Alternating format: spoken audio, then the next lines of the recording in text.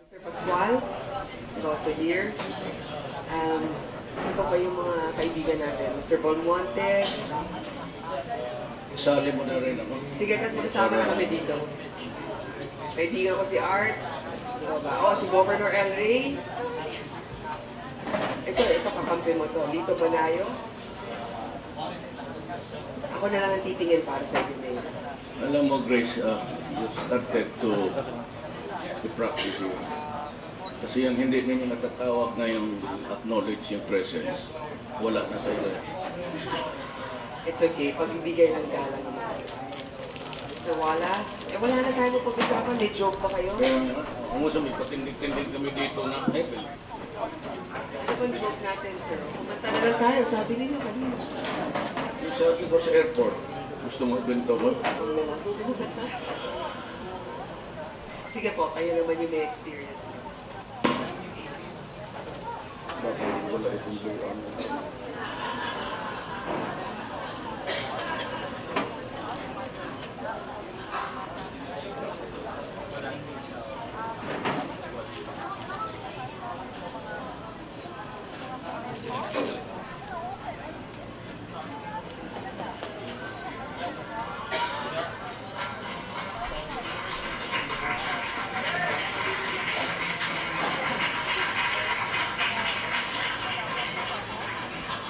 Ulot na ng basura.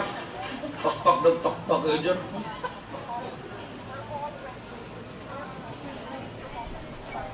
We won't mind if you guys will clap again for the three of us. Okay?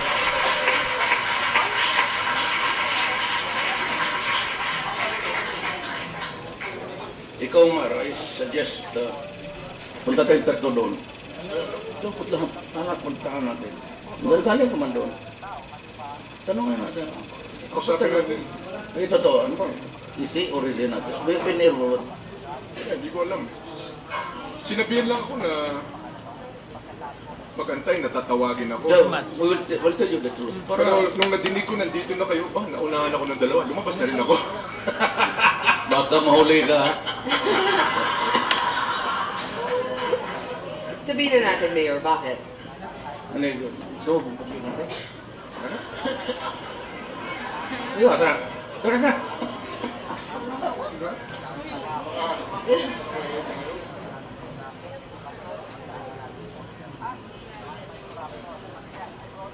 Siguro sa TV5, tapusin na lang tayo. Meron bang floor? Who's the floor director? Floor director. Sino bang... Luchi. Yeah. Sino floor director? Pwede man lang mag-toilet break habang nag-atay? Okay. Excuse me. Pangatlong ihi mo na yan, Mar.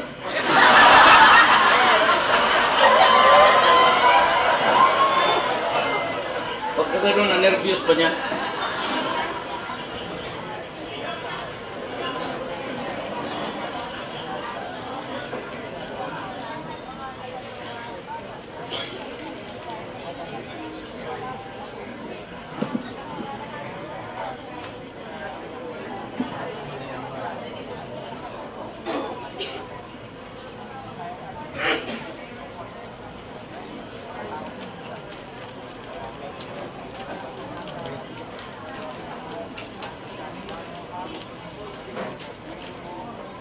Cricket.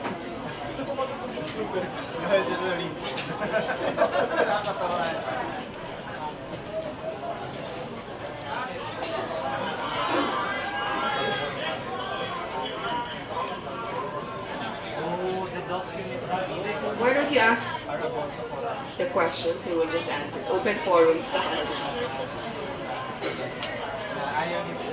Yes, my vice senatorial candidate, katandem ko si Alan Cayetano. Senator, Our majority floor leader.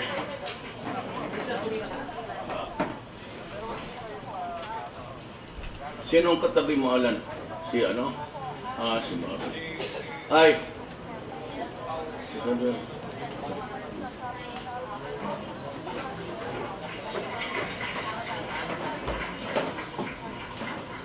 Oh, si Prof. De Vera, nandiyan Si rin pala. Vince, o sino? si Mabi, si... Rufil Banyo, Cebu's very own. I can see you from here. Miss Marichu.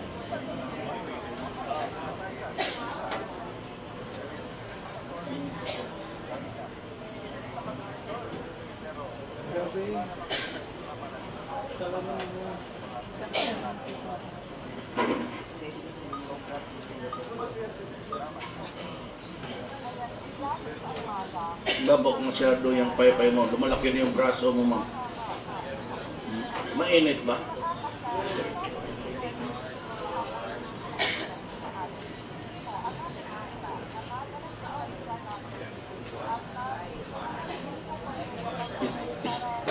Anak ng wifi. Mag-surrender na ako sa iyo kung ganito. Huwag mo sabihin yung isa para sa akin. Blue blood talaga siya. You know guys, this is how politics is being played all around in every place. Mas matindi yung sila Trump. Ganon talaga ang politika.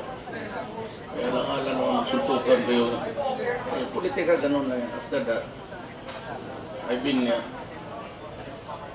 the longest time.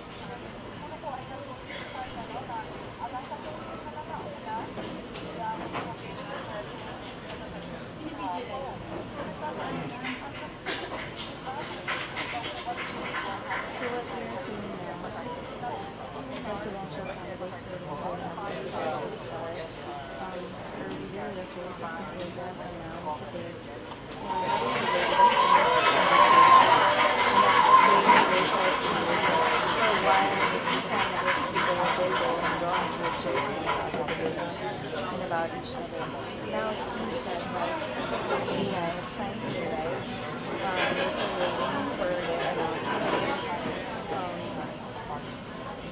Well, it's holding a couple of folders. It was earlier announced that he was going to bring notes to the group, and that other candidates, specifically the camp, will have complained about it and that. And I would like to issue an apology on behalf of ED5. There has been serious miscommunication, the miscommunication being that the COMELEC rules had initially stated at the outset that there should be no notes or documents to be brought by the candidates during the debate. And so this was a standing rule that was not communicated to me.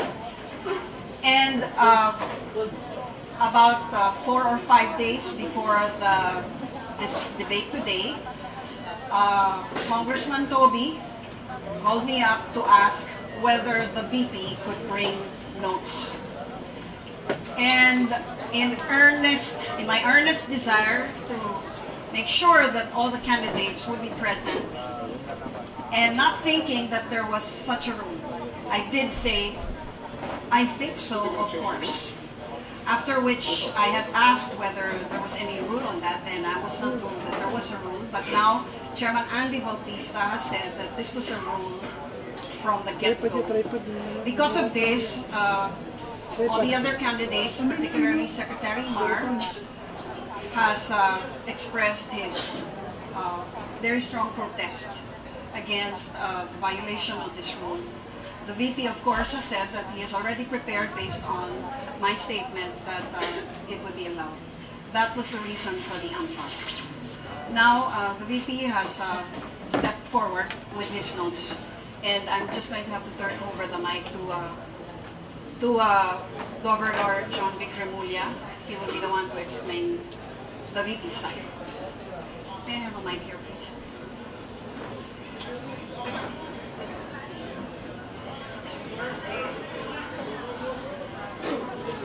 Just to clarify things, we have in the last 2 weeks asked permission and clarified the matter with Ms. Ducci if notes were allowed.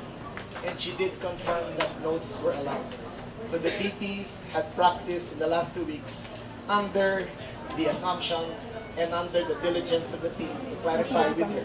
And she did say it was allowed. And 15 minutes before the start of the debate, we had been informed that it is not allowed. So that leaves us in a pickle here on what to do. As much as everybody wants a debate to pursue, we feel that it is prejudicial against the Vice President for having been informed of what he can do, and at the last minute said that he cannot do the same. So I hope you understand, it's not meant against anyone in particular, but it is only meant in the interest of fairness that we accept them. Thank you.